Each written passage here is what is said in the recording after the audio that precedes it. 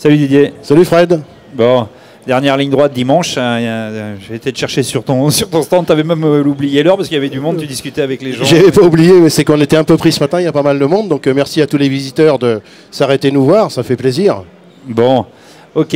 Là, tu es venu sur ce plateau. On va parler des nouveautés cette année. Oui, nouveautés, il y en a pas mal cette année. Sur le catalogue Ortirise, on trouve 254 lignes de nouveautés. Donc il y en a un petit peu. Ah ouais. Parce qu'on a parlé des spécificités, des différentes techniques de pêche qu'on pouvait pratiquer avec certaines cannes. Et là, du coup, tu as amené une batterie de cannes, mais ce sont les nouveautés 2019. Ça fait partie des nouveautés, il y en a d'autres, parce que j'ai pas pu tout amener, je voulais pas monopoliser le plateau. 254, non. Voilà, je voulais pas monopoliser le plateau, mais effectivement, ça fait partie des grosses nouveautés de cette année. Donc on va commencer par la pêche en mer, la pêche au leurre, la pêche du bar, bien entendu. Donc une nouvelle série qui est vraiment bien aboutie, s'appelle la série Sea Light Elite. Alors qu'est-ce qu'elle a de particulier cette canne? C'est qu'on a toutes les tailles, tous les grammages faits pour la pêche au leurre. Que ce soit au leurre dur, au leurre souple, les pêches à gratter, les pêches en traction, leurre de surface, leurre à bavette. Une construction très particulière où on a essayé d'accentuer la résonance grâce au fameux carbone Venet. On est en Venet 2 sur celui-ci de Mitsubishi Chemical en partenariat avec Ortirise, parce que je rappelle que Ortirise a sa propre usine de fabrication et on fabrique notre propre carbone pour les cannes. Et avec les nouveaux anneaux de chez Fuji, c'est une nouvelle construction. Et avec surtout ces peintures qui sont très très jolies, qui s'appellent des peintures Masiora, sont un petit peu caméléons, qui changent. Donc on a soigné le look, on a soigné aussi beaucoup les actions et la résonance. L'équilibre des cannes aussi, on a réussi à le faire, parce que les moulinets de nos partenaires comme Daiwa deviennent de plus en plus légers, de plus en plus confortables. Oui, oui. Et donc il faut prendre aussi en compte ce genre de détail, qui n'est plus un détail, parce que ça devient très important. Il faut vraiment les prendre en compte et on construit aussi par rapport à ça. D'accord. Hier, j'ai pu voir le Certate, il irait bien sur ce type de canne. C'est tout à fait en harmonie avec la couleur. Voilà. Donc la série Sea Light Elite, qui est une conception France avec mon équipe. Ça, c'est nous qui concevons toute cette gamme-là. Après, l'an dernier, on avait sorti une canne pour les 10 ans. Donc ça s'appelait la Bass Force Elite. Donc avec le succès qu'elle a eu, on en a fait toute une gamme. Et ça c'est une gamme mixte, ce que j'appelle, une gamme eau douce et mer. C'est des cannes qui sont très rapides, très réactives pour toutes les pêches un peu à la volée, pour toutes les pêches un petit peu, je dirais, rapides. Voilà, les pêches où le maniement des leurres doit se faire avec une impulsion assez sèche. Voilà, tout simplement. Donc là, on a toute une série, hein, où on va de la 3.14 en passant par 2 cannes verticales, 2 cannes monobrin, et après 3.15, 5.21, 15.35 et 15.45 en talon en Life. Là, j'ai apporté la monobrin parce qu'elle est tout simplement très légère, très équilibrée. Très légère, magnifique. Ouais, c'est super sympa. Ouais. Là, j'ai pu tourner un peu la canne et puis on a vu les lumières. On l'a mise en lumière, c'est le cas de le dire. Voilà. Donc là, encore une grosse gamme, conception France. Voilà. Conception France. France, voilà. Ouais. France, Europe du Sud. Hein. Après, je l'ai montré déjà à Clermont-Ferrand, mais je la remonte parce que c'est un vrai, c'est un vrai coup de cœur. Il y a une série de 2 cannes seulement. Là, on est dans le voyage. Et là, ce sont des cannes qui font 2,10 m, mais qui sont en 4 brins. Donc je les ai nommées les cannes Peacock parce que je suis devenu très amoureux de ce poisson-là où j'ai été cet hiver en Amazonie. On la reconnaît avec... on a mis l'ocelle du Peacock sur le porte-moulinet. C'est un petit détail que j'ai trouvé très sympa. C'est très joli, ça donne un petit look. Mais elle peut servir aussi à plein d'autres choses. J'ai des amis irlandais qui les ont achetés pour la pêche du brochet. Bien sûr. Parce qu'en 2,10 m talon court, on peut faire du jerk avec, il n'y a aucun problème. On peut lancer des shad, on peut lancer tout un tas de choses. Canne voyage par excellence, poisson de sport, poisson moyen. On va pouvoir même aller en Amérique centrale, pêcher le poisson coque, pêcher du bord, les petites carangues, les choses comme ça, le brochet, le peacock, l'animara, ouais, tu vois, les barayas, tous ces poissons qu'on part en voyage où on met une canne dans la valise et on va se faire plaisir avec ça. L'encombrement est tout petit. Hein. Ouais, moi 60 cm l'encombrement. Donc là, voilà, 60 cm avec une très très belle conception dans la série Monster Game. Là, pareil, conception France aussi. Voilà. Pour le voyage. Donc il y a 2 cannes, une casting et une spinning, c'est exactement les 2 mêmes blancs. Mais on a réussi, grâce à l'usine, à faire un montage casting, un montage spinning sur l'épine de la canne pour pouvoir pêcher confortablement dans les deux techniques, parce que tout le monde ne pêche pas en casting et en spinning. D'ailleurs, j'ai vu des images de cette canne en action que tu as pris lors de tes précédents voyages, ton précédent voyage. Et c'est très très sympa, comme quoi assez costaud, parce que c'est pas des poissons, c'est pas des branleurs. Hein, ah non, non, ils ont un pouvoir de déplacement, un pouvoir je dirais de rapidité et combat très sympa. Donc les cannes sont très très fiables. D'ailleurs, je crois que sur place, ils ont acheté tes cannes. Enfin, oui, je suis revenu un peu avide. Je suis revenu un peu avide parce qu'au Brésil, ils pêchent quasiment qu'avec des petites cannes et avec des cannes monobrins. Et ils ont trouvé l'idée justement, parce qu'eux prennent beaucoup l'avion pour aller dans pas mal d'endroits. Le Brésil, c'est un grand pays. Et on va pêcher dans différents fleuves, dans différentes résurgences d'eau.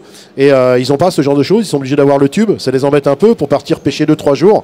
Et du coup, ils m'ont acheté les cannes là-bas sur place. Ça m'a fait énormément plaisir. Voilà, donc j'essaie de... Je vais tout faire pour y retourner, beaucoup travailler pour y retourner cet hiver. Car ce poisson-là m'a mis un peu la tête à l'envers, on va dire. Pourtant, tu connais mon amour pour la mer. Ouais, non, mais enfin bon... Mais c'est vraiment une pêche au leurre. C'est une pêche assez simple. Et avec des petits leurres, on arrive à prendre de très gros poissons, c'est très fun, c'est très sympa. Parce que là, on peut te suivre sur le réseau social. Hein. Il a un réseau où il publie énormément, Didier. Oui. On voit en action de pêche. Hein. On voit tes gars aussi, tout le staff en action de pêche. Bien sûr, parce que je suis aidé avec les guides de pêche, avec les gens du pro-staff. Parce que tout seul, on n'est rien. On est vraiment une belle équipe. Et ils m'aident aussi à tester. Et je reprends aussi leurs idées, parce que je n'ai pas la science infuse, bien entendu, loin de là. Et je récupère aussi des idées de leur part pour pouvoir évoluer et faire ce genre de produits en conception. Mais ce qui est bien, c'est qu'on voit les cannes en action en fonction des poissons pris. Et il y a des images d'action de cannes qui sont fabuleuses. Et vraiment, c'est très très sympa à voir. Et ça vous prouve la fiabilité de ce matériel. Et là, pour rebondir sur ce que tu viens de dire, Fred, cette canne-là, c'est vraiment l'exemple à l'état pur qu'elle a été faite en collaboration avec mes deux guides de pêche de Charente-Maritime, où je fais un petit clin d'œil au passage à Yannick Deslandes et à monsieur Sébastien Gass. Ouais, qui est allongé, le Seb. Qui est allongé avec sa jambe. Remets-toi vite, Seb, tu nous manques. Et puis Yannick, merci d'être passé hier. Et c'est en discutant avec eux, voilà, Seb m'a dit rallonge un peu, ragrandis. Yannick m'a dit muscle-la un peu plus. Et avec ça, on en a fait un monstre. Il a battu le record de l'Atlantique au bromé avec cette canne-là sur la saison dernière, 248 kg en spinning. C'est beau, bravo. Seb Gass aussi excelle dans cette pêche au bromé avec des très gros poissons. Ouais. C'est les deux killers en termes de technicité, non pas en termes de poissons, parce qu'ils n'en ramènent pas beaucoup. Et là, on vient de sortir cette nouvelle canne bromée, 150 livres, 23 kg de frein. Ça, ça parle tout seul. Par contre, ce qui est impressionnant, c'est le poids. Voilà, Fred. C'est ça, c'est... Voilà. Moi, je la tiens très light. Et avec ça, on prend des poissons de 200 kg. Voilà, tout simplement. Ça évite de fatiguer le bonhomme. Le poisson déjà fatigue assez le bonhomme comme ça. Alors ce qu'il faut, c'est fatiguer le poisson, le ramener le plus vite possible. Mais voilà, tout à fait. C'est pour ça qu'on a augmenté un petit peu la taille. Grâce à eux, ils me l'ont dit, pour éviter de tuer les bonhommes, parce que c'est une pêche qui est quand même très physique, que je pratique aussi avec eux, que je pratique sur chasse. Et ils m'ont dit rallonge un tout petit peu, mais un peu plus de peps, de manière à ce qu'on puisse écourter les combats, parce que ça dure, et puis ça devient insupportable pour les bonhommes, parce que c'est une pêche exceptionnelle, mais c'est quand même une pêche assez physique et assez difficile. Donc celle-ci, elle sort, elle a été testée et approuvée par les deux Lascar. On voit les anneaux là sur écran, là, tu vois, je montre. La conception, c'est très très solide. Tout est fait à la main chez Ortirise. Encore une fois, je le répète, usine de fabrication, notre propre usine, toutes les cannes sont faites à la main. Ok. Alors après, justement, des choses que je n'ai pas conçues, parce que c'est intéressant avec cette usine, c'est car ils ont leur propre fabrication pour eux, pour d'autres pays asiatiques. Et là, c'est des choses que je n'ai pas conçues. Et là, effectivement, des choses où ils excellent. J'ai parlé du slow jig, parce que c'est vraiment la marque asiatique par excellence sur le slow jig. C'est très très beau. Ils ont, oui, là on arrive dans le neck plus ultra de la canne, je l'ai amené. Il y a 3 carbones différents pour cette canne-là, un porte-moulinet carbone. On a les anneaux torsites, on est en triple ligature. On a une pression de frein qui est incroyable sur cette canne-là. Il y a une vidéo qui est sur notre page Facebook où à 90 degrés, il soulève 10 kg. C'est un truc de dingo. Moi, je suis en admiration devant la finition, la qualité et ce qu'on peut faire avec ces cannes-là. En slow jig, je dirais ils font partie des meilleurs leaders du marché en ce moment pour cette technique de pêche qui nous vient des pays asiatiques. Et avec ça, on peut se faire plaisir pour les pêches sur épave, les pêches des bandes roches au large, avec du metal jig, bien entendu. Voilà. C'est très beau. C'est très très fin, très très léger. Effectivement, comme tu dis, c'est un truc de fou. On n'a pas l'impression d'avoir une canne en main et de pouvoir avoir cette puissance. On peut parler presque d'œuvre d'art. Voilà, fabuleux, fabuleux, fabuleux. Donc là, je suis ravi quand ils m'envoient des cannes comme ça à tester.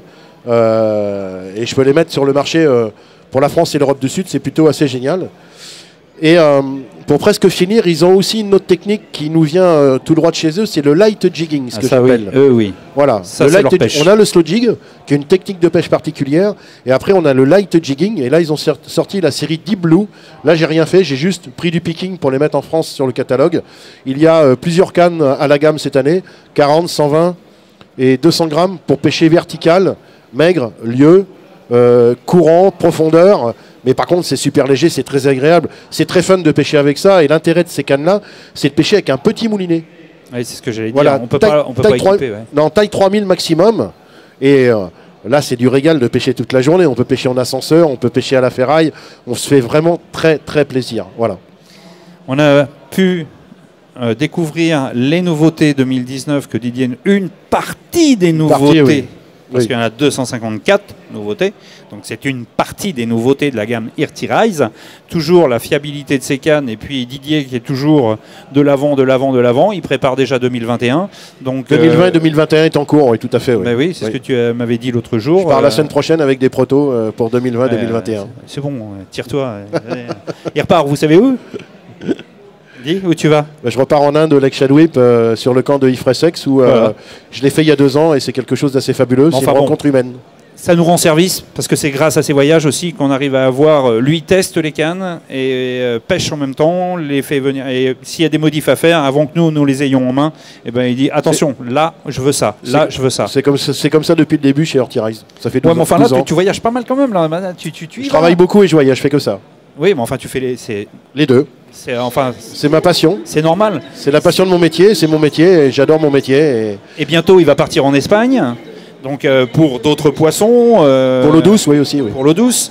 Donc en plus, quand il ne connaît pas toujours, il fait appel à un guide qui l'oriente pour aller voir les poissons, etc., tester d'autres milieux. Tout à fait. Donc ça, c'est important. Comme quoi les guides aussi sont aussi importants sur ce milieu. Je m'appuie beaucoup sur les guides, beaucoup, énormément. Parce que c'est eux qui sont sur l'eau tous les jours, c'est leur métier.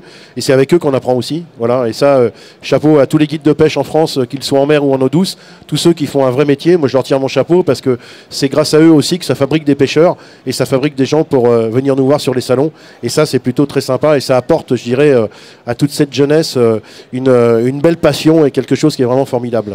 Merci Didier, on te suit sur le réseau social Facebook entre autres, Instagram et compagnie. Vous pouvez aller sur les réseaux sociaux pour suivre Didier, suivre ses aventures. Vous verrez là en Inde, je suis sûr qu'il va bien trouver un endroit où il y aura du réseau Wi-Fi ou quelque chose pour nous envoyer quelques images. Il n'y en a pas, à la fin du séjour, mais au début il n'y en aura pas. Ah ouais, par contre j'ai Julien qui part en Guadeloupe mercredi avec 2 personnes. Là, c'est un guide de pêche de chez nous, Julien Giraud, qui est sur le stand.